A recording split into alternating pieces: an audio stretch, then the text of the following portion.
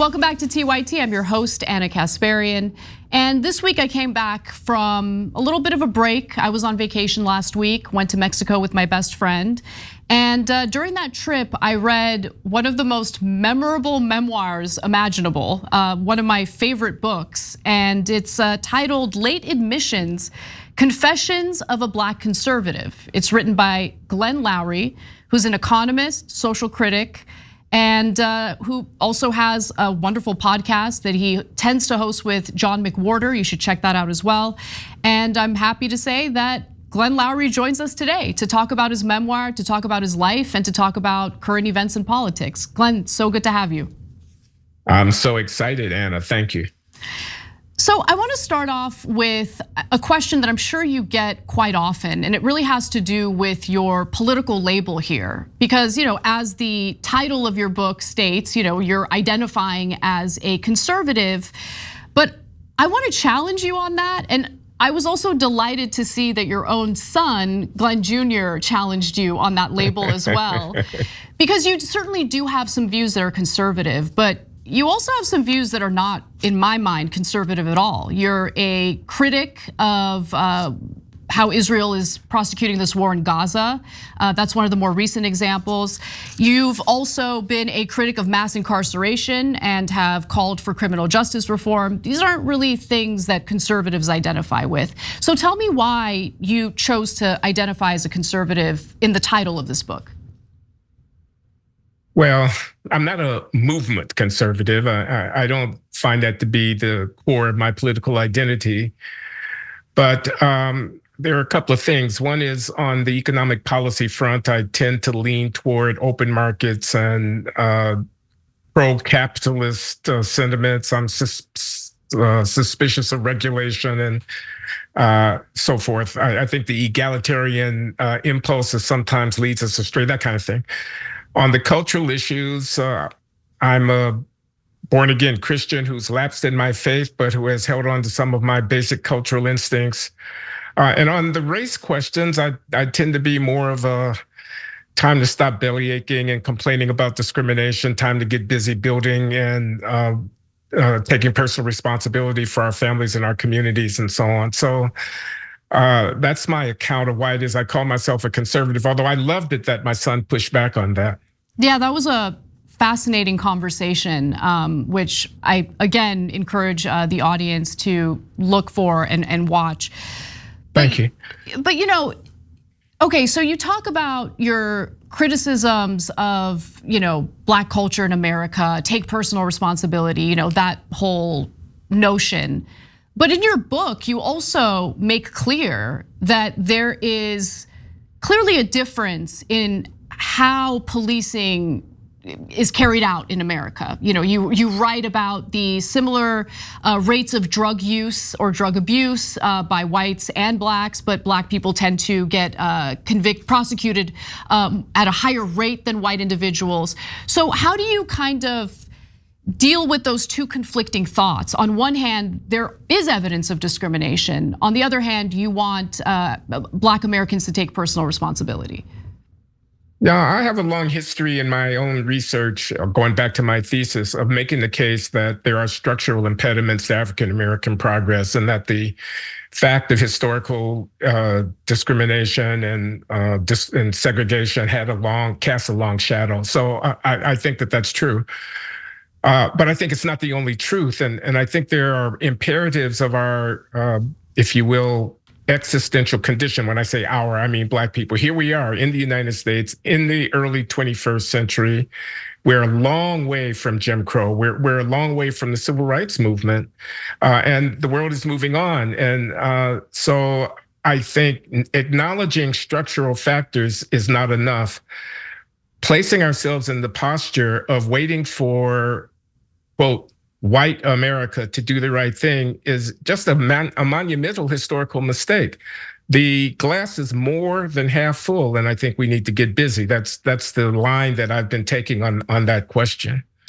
Do you think that your personal experience in succeeding and being so incredibly successful as an economist. You went to MIT, you've taught at Harvard, you're now teaching at Brown. Do you think that that personal life that you've experienced might give you, I guess, a different standard for other African Americans in this country? Like, I did it, so why can't you kind of feel? I'd hate for that to be the impression I give, and I certainly hope it's not the substance of my position. I have done well, all things considered, but not without a lot of help. I got help in a scholarship in college. I got help along the way of one sort or another. I benefited from affirmative action at one stage or another in my career. I had the support of family, of a loving church community, et cetera, et cetera. So I'd hate to be the guy that says, look, I did it, do what I did. On the other hand, I know from recovering from a severe drug addiction problem, I know from coming back from being a father at the age of 18 and again at 19 and again at 21, having to drop out of college, working nights and going to school full time. I know that hard work pays off and that it's possible to make your life better in this country. And so I don't want to seem to be saying, do like me, in part because a lot of the stuff I did, I would not recommend for other people to follow in my footsteps. But in part because I realize that I have been the beneficiary of good fortune and of assistance. As President Obama once said, you didn't build that. And I think that has to be said about my life as well. I don't hesitate to say that. Thanks for watching. Our audience has helped build TYT into the media giant it is today. Together, we can accomplish anything. Support our work and join us at tyt.com/team. Part of what I admire about you just as a person is your open-mindedness and how you really can't, I can't put you in a box. And I think most people, politically speaking, can't be put in a box. Yet we're so loyal to these political labels that don't quite fit. I don't know if they've ever really made sense, but they certainly don't make sense to me these days, right? So I'll give you an example. In your book, there was a portion where you write about Marx that really shocked me because, as a free market capitalist, you never come across free market capitalists who give Marx any credit for anything. But I want to read the excerpt that I'm referring to so the audience knows what I'm talking about. You write, though I read a little Marx as an undergrad, I was afraid that I'd be forced to endure hundreds of pages of ideological propaganda. What I found instead was a Herculean effort to systematically analyze the advent of modernity and the transformations in social and economic relations that tended the rise of capitalism. I couldn't help but be impressed with Marx's breathtaking intellectual ambition and range. He was dealing with big essential problems in the history of economic development and applying his interpretation directly to the world he lived in. Even if reading Capital didn't turn me into a Marxist, it gave me an appreciation for what so many others saw in his work. I feel that in today's political discourse, being open-minded to the other side, actually having the curiosity to explore different perspectives and different ideas is something that's kind of frowned upon because there's this effort to put everyone in this box, to stay loyal to a political label. And that's something that I've been dealing with and having some frustrations about, especially recently. I'm curious, as someone who seems to have a little bit of fluidity in your political ideology, do you see that as a problem that's further polarizing Americans, or have things always been this way? I do think it's a problem that has gotten worse in the last decades. We're very polarized. It should be forbidden to say something good about Karl Marx, Das Kapital. I mean, this was a very important intellectual intervention in the 19th century as we fought and tried to figure out what was going on with modern economic developments. I mean, I'm not a Marxist, and I think Marxism has wrought much in practice that is lamentable in world history. But still, I think sitting in the middle of the 19th century and looking at industrialization and the rise of industrial capitalism and global commercial interests and all of that, these are big, thorny, nitty problems. And I think serious people can't be blinkered. We can't live like this. We have to be open to broader arguments. And that's all that, that's just one example of a kind of intellectual ecumenicism that I would commend to all serious people grappling with social issues. One of the areas that I thought was really fascinating was your critique of Obama, not only the Obama administration, but even in the very beginning when Obama was considering running for president. You seem to be against that. And then you referred to his tenure as depressing in the extreme, which is fascinating because Obama actually had incredibly high approval ratings, especially when you compare Obama to Biden or Trump. And so I wanted to get a little more elaboration on that. What did you find depressing about Obama's tenure? Well, remember the Democrats lost control of the House, lost control of the Senate, and ultimately lost control of the presidency and consequence of Obama's tenure. I thought that the president's blackness was more of a branding enterprise than it was something that had an authentic root. I'm from Chicago, and I'll confess this might not be entirely fair. I saw a carpetbagger in Barack Hussein Obama coming to work as, quote, a community organizer and working his way up in Illinois ward politics and, launching his campaign from Springfield, Massachusetts, evoking the image of Abraham Lincoln. We are the ones we've been waiting for. Our time has come. And so I thought it was a bill of goods. And I was less than, as I said, my Uncle Mooney, who raised me, my mother's sister's husband, who was a hard-nosed businessman and a hustler. I don't think he would have been at all impressed with Barack Hussein Obama.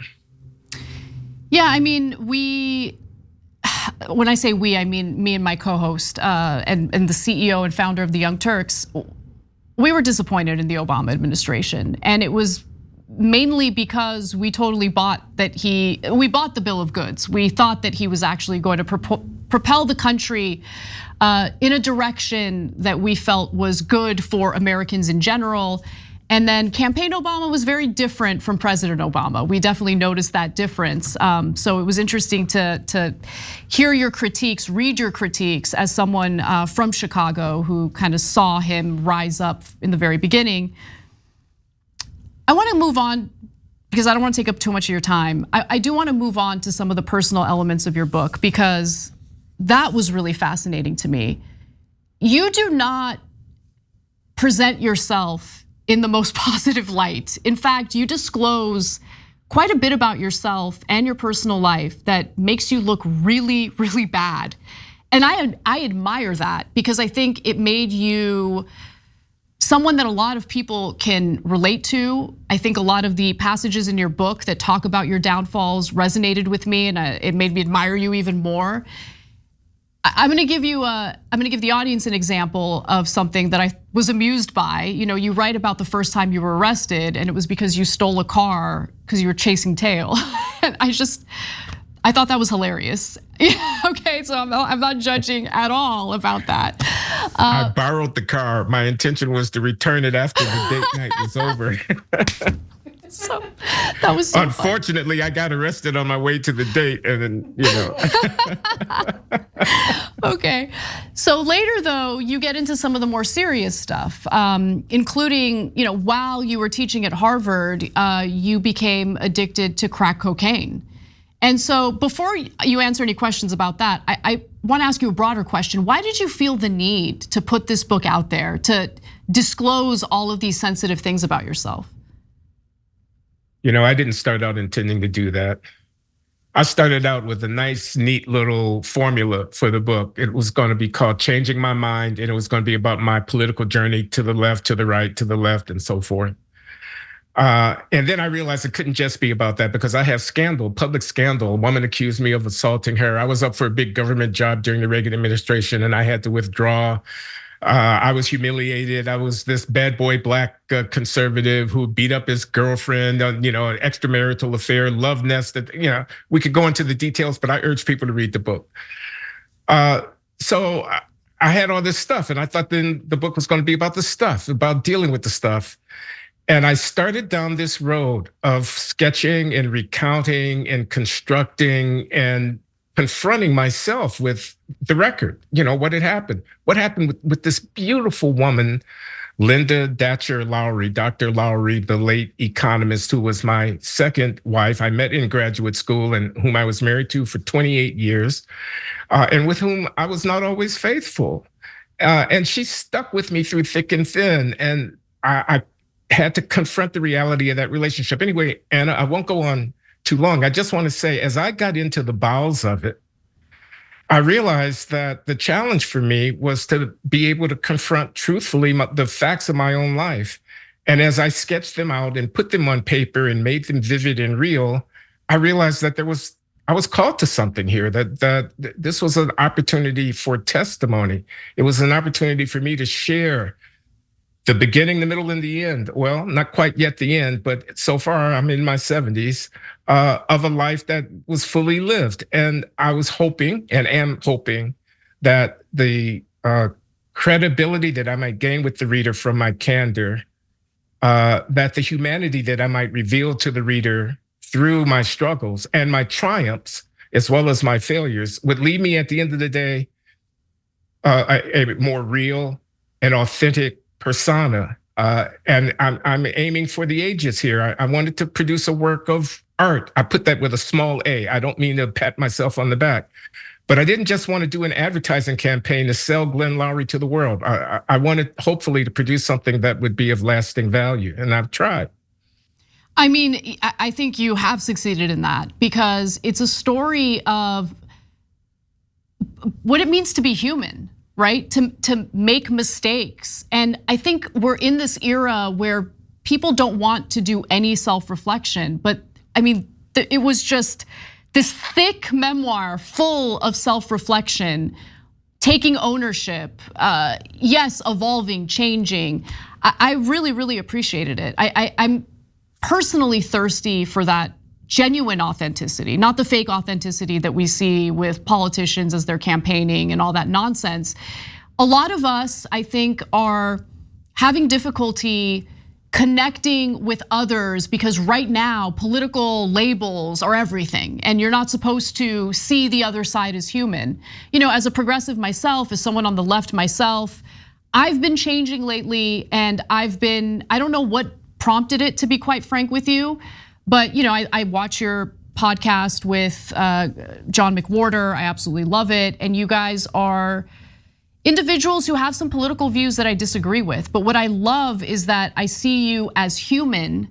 And there are things about the two of you that I can relate to. And I'm trying to get members of our audience to kind of push back against the idea that political labels define an individual and instead try to get to know the individual, right? And when you read your memoir, it's just so human. And I really, really appreciate that you disclosed all of this about yourself. Final question, because I'm just dying to know. You became addicted to crack cocaine while you were teaching at Harvard. You went through several stints of rehab, and finally it stuck and you were able to recover. But how were you able to do what you were doing at Harvard while living that double life? Weren't you exhausted? Like I would be exhausted, like living that double life. 24 hours of the day. Yeah. I marvel at it myself in retrospect. I was living a double life or triple life. I was, Superman going into the telephone booth and, transforming myself into a guy who could go from a seminar room at Harvard with the oak lined and all of the fancy stuff and the high ideals over to the streets of Roxbury or Jamaica Plain, where I could buy drugs and hang out in corrals and whatnot. I was living a double life. And it came crashing down. I mean, I couldn't really make it work in the long run. And, I had to confront the reality of that. But for a while there, I was doing what I don't think anybody else really, could do. I mean, find another story like the one I tell, smoking crack in my office at Harvard, hoping that somebody next door wouldn't know that I was in the office and come in and ask, what am I doing? That was pretty crazy. Yeah, I mean, you brought a woman that you were cheating on your wife with to official work functions, which was, I mean, ballsy to say the least. But anyway, thank you so much for not only writing the memoir, but being so generous with your time and speaking with us about it. I do want to encourage everyone to check this memoir out. Again, it's Late Admissions, Confessions of a Black Conservative. Glenn Loury, I hope you'll come on again in the future. I really appreciate it. Anytime, Anna, anytime. Hey, thanks for watching that video. We really appreciate it, guys. And we appreciate it if you become members, because that allows us to be independent, honest, progressive, all the things that you don't get from corporate media. And all of that is because of you guys. Hit the join button below and become one of us, become a Young Turk.